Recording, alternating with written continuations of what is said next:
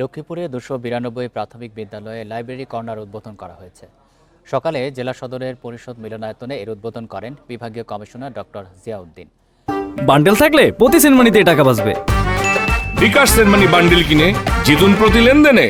এ সময় কর্মকর্তারা জানান 292টি প্রাথমিক বিদ্যালয়ে 104টি করে শিশুতোষ বই প্রদান করা হয়েছে। শিশুদের মোবাইল আসক্তি কমিয়ে ও বইয়ের প্রতি আগ্রহী বাড়াতে এমন উদ্যোগ। পর্যায়ক্রমে জেলায় 732টি স্কুলে লাইব্রেরি কর্নার চালু করা হবে বলে জানান কর্মকর্তারা। অনুষ্ঠানে জেলা প্রশাসক রাজীব কুমার সরকার সহ প্রশাসনের ঊর্ধ্বতন কর্মকর্তারা উপস্থিত অংশ নেয়।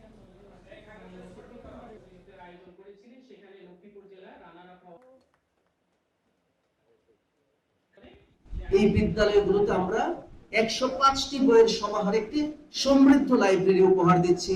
আমরা বিশ্বাস করি এই বইগুলোর সঙ্গে যদি আমাদের শিক্ষার্থীরা একবার পরিচিত হয়, তাদের জীবনে আর বিপদগামী হওয়ার কোনো সুযোগ থাকবে না।